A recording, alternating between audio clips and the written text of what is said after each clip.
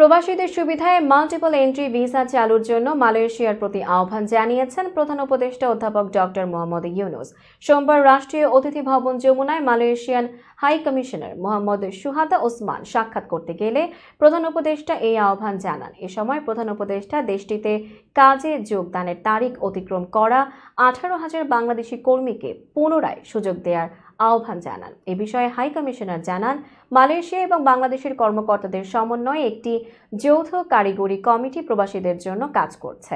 প্রধান উপদেষ্টা এ সময় গত অক্টোবরে ঢাকায় মালয়েশিয়ার প্রধানমন্ত্রী আনোয়ার ইব্রাহিমের সঙ্গে বৈঠকের কথা স্মরণ করেন।